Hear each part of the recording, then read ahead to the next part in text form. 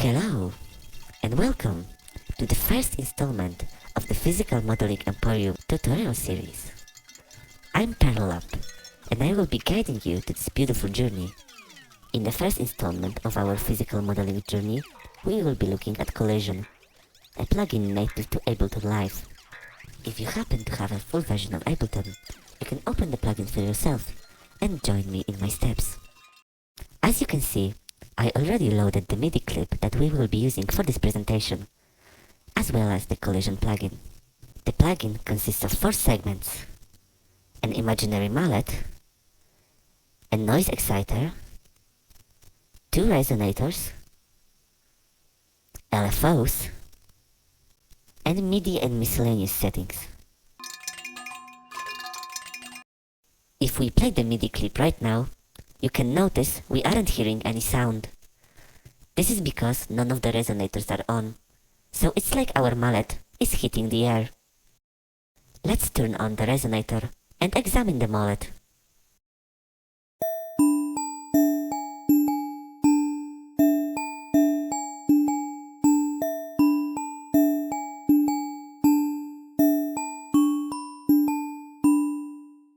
Collision lets us adjust our mallet's imaginary physical properties, thus changing how it interacts with the resonator, thus changing the sound. The first parameter we can adjust is our mallet's volume. The next parameter is the mallet's stiffness. As you adjust the stiffness, you can imagine your mallet get more floppy and soft, or more thick and hard. Decreasing the stiffness of the mallet will result in fewer high frequencies and a softer sound. Increasing the stiffness means boosting the amount of high frequencies and results in a harsher sound. The next parameter we can adjust is the mallet's noise volume. The last parameter of the mallet that we can change is its color. The color adjusts the frequency of the imaginary mallet's noise component, resulting in a different timbre depending on where you set it. Let's look at the alternate exciter that you can use, the filtered noise.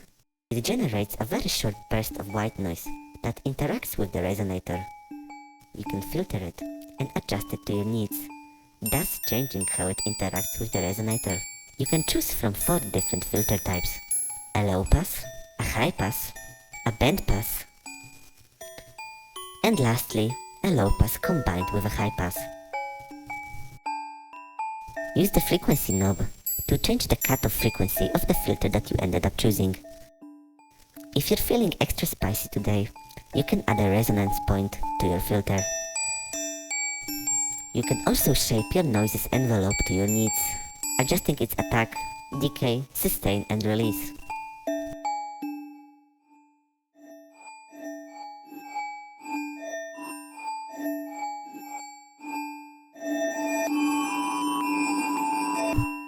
The 2 exciter types can be combined together, creating a richer and fuller sound. It also opens up room for experimentation.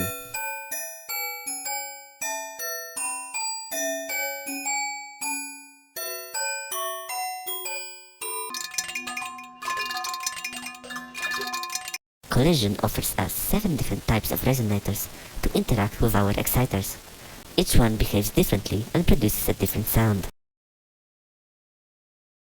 Beam resonator provides us with a glossy glockenspiel-like timbre, rich in high frequencies. Marimba resonator makes a similar sound to the beam, though a bit lower in frequency range. It's supposed to mimic a real marimba.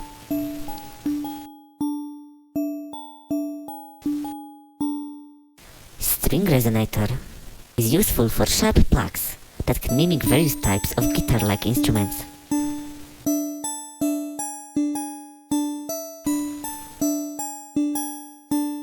Membrane resonator creates percussive metallic timbres that sound like I'm playing on pots and pans.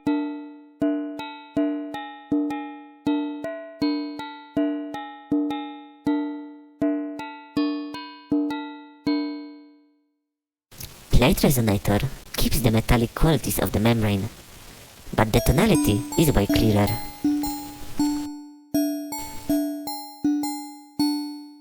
Lastly, pipe and tube resonators are perfect for creating percussive elements such as toms.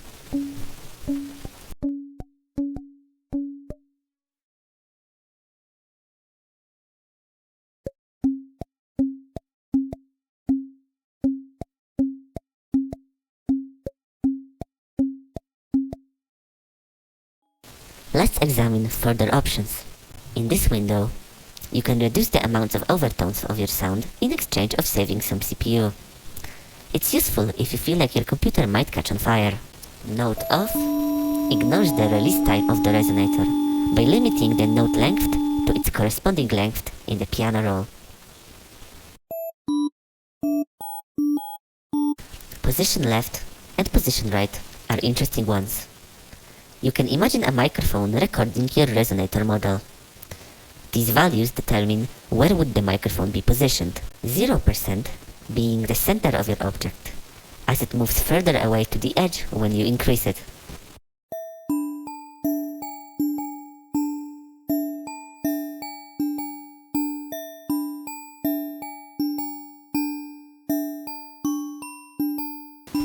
The decay value contributes to, well, decay. It works by controlling the internal damping of the entire sound in your resonator model. You can go from sharp clicks to long, droning notes.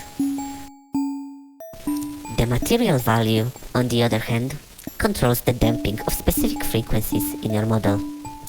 Low values damp high frequencies more severely, and vice versa. Controlling that drastically changes the timbre of your resonator. Try playing with the values by messing around with the XY axis. It's fun!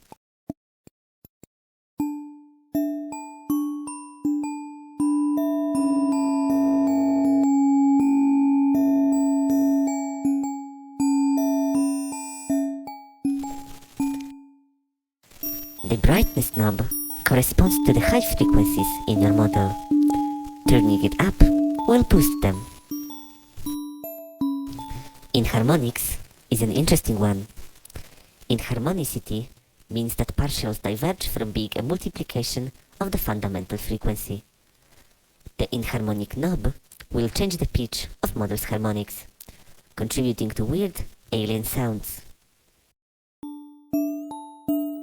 The negative values will be richer in lower partials, while the positive values will be richer in higher partials.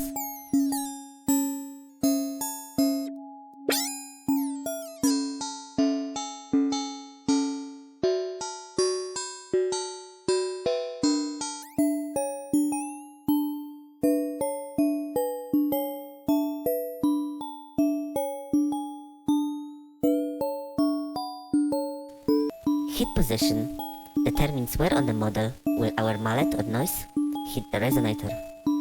0% hits the resonator exactly at its center, moving closer to the edge when you increase the percentage rate.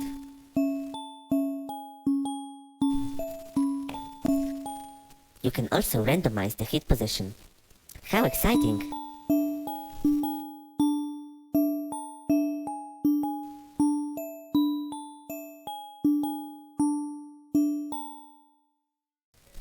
The next column provides you with a tuning and fine-tuning option. You can experiment with a pitch envelope. It basically means the pitch slides up or down before it meets the designated pitch value. You can make many creative chirping synths and rises with it.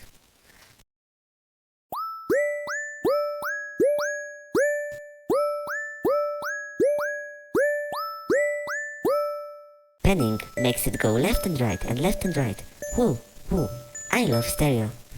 Resonator structure is a very important thing if you plan on using two resonators. It lets you choose from two modes of processing your signal. The first option means that your exciter goes through the first resonator first and is routed to the resonator number 2 afterwards. It can make an interesting mix of sounds, but it's very easy to make a clipping, ear-hurting noise using that mode. The second option sends your exciters through the two resonators separately, meaning you will get a clear combination of the two separate channels playing together. You can interpret the first option like a chain of linked events, while the second one is simply playing two separate instruments at once. Now, with all of our gained knowledge in mind, let's have some fun!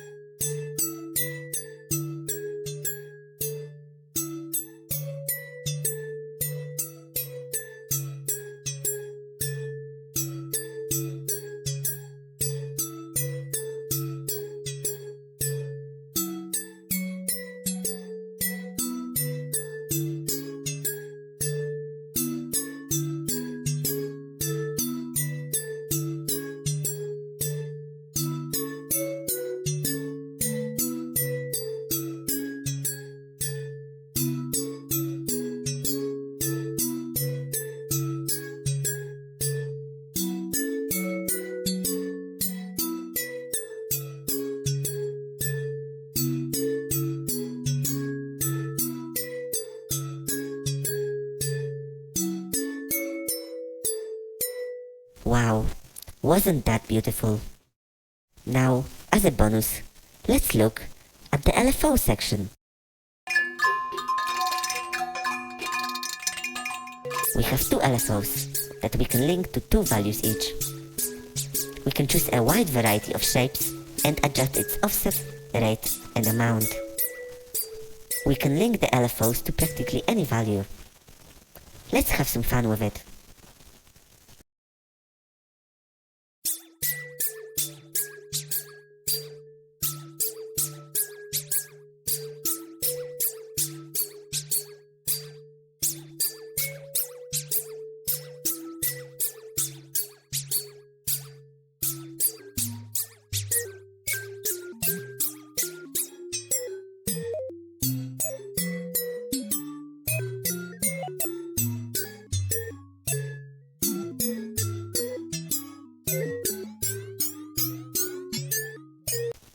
Freaky. You learned so much today. I'm so proud of you.